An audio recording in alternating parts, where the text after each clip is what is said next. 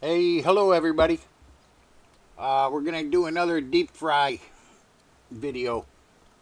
Be careful if you don't have a deep fryer. I'm getting tired of saying it. Anyway, there's green fried tomatoes. Okay, you don't need a deep fryer. You could use a skillet. Just make sure you put enough oil in. Probably, I don't know, a quarter inch of oil. Then flip them over and cook the other side. But anyway,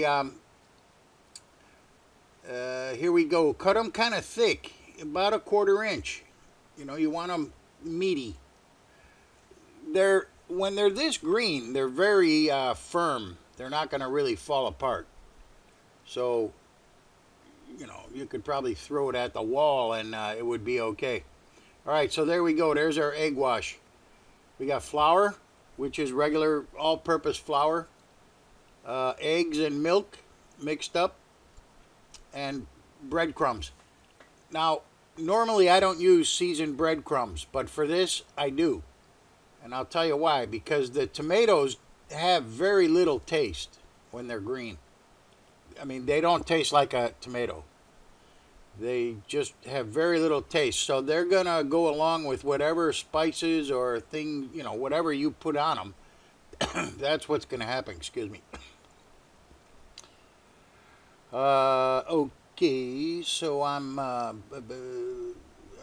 breading all of these. You have flour, egg and milk, and breadcrumbs. Now look, it helps if you keep one hand dry and the other hand wet. That way you won't end up with a big blob on your hand. You won't be breading your fingers, So if you keep, like here, I'm using my right hand as wet and my left hand as dry.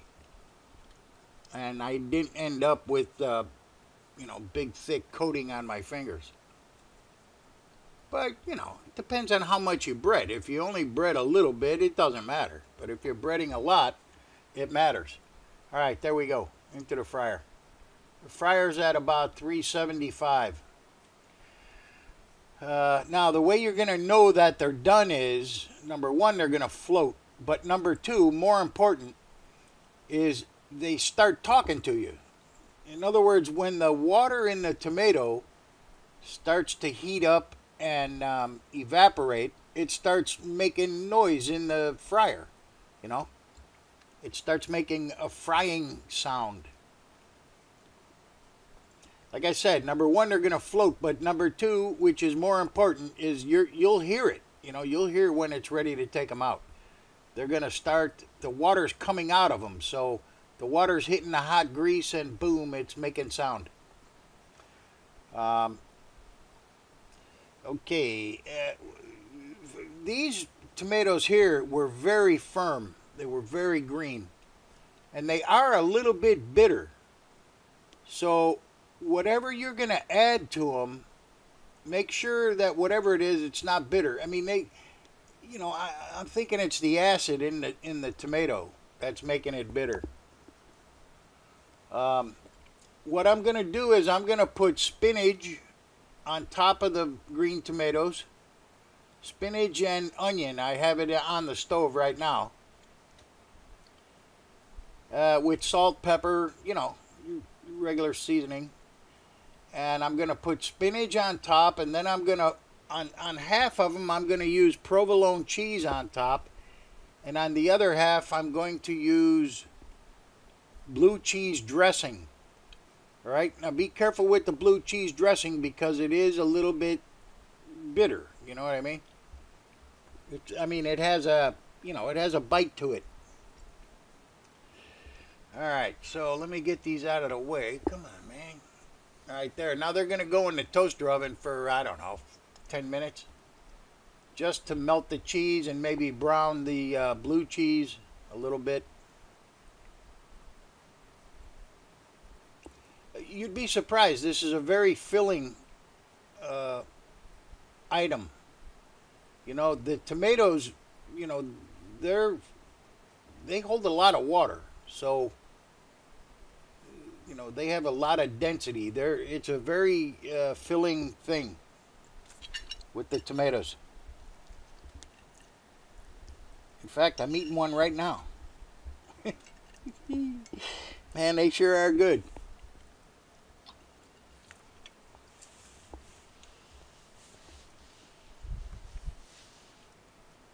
There goes the spinach. And with the spinach, I have like,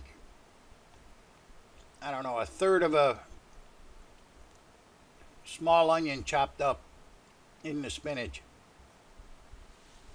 It's not a whole lot. All right, there. These tomatoes must be starting to talk, because they're about ready to come out. Okay, this is the provolone.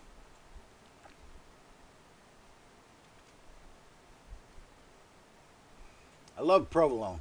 Ooh, man, it's good. You know, with this spinach, I don't know if you guys ever had Oysters Rockefeller, but in Oysters Rockefeller, the spinach that they use to cover the oyster with, it has a licorice liqueur mixed into the spinach. So it's kind of, you know, it's not overpowering, but it's a little bit of licorice liqueur. You could do that here on these tomatoes. You could add a little bit of licorice to it. You'd be surprised how it tastes. It's very good. I'm trying to think of the name of the booze. I think it's Pernod. The name of the liqueur, I believe it's Pernod. I'm not 100% sure. I don't know. I'm getting old, so, you know, I kind of forget a lot of stuff.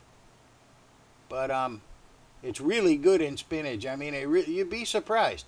Of course, like I said, you don't overpower it. You know, you just put a little bit, and it tastes very good. It would be really good on these tomatoes, the ones with the provolone. The blue cheese, I don't think so, not too much. But the provolone, yes. Okay, here we go. I have one meager little hamburger. And Mojo, he also got a hamburger. Every time I make hamburgers, I gotta give him one.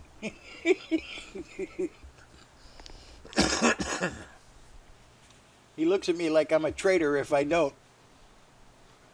All right, there's some ketchup. Man, this was a good dinner. All right, look. You're not going to find this anyplace else around town, because I make it a lot different. But one thing for sure, I got to go. I got to eat.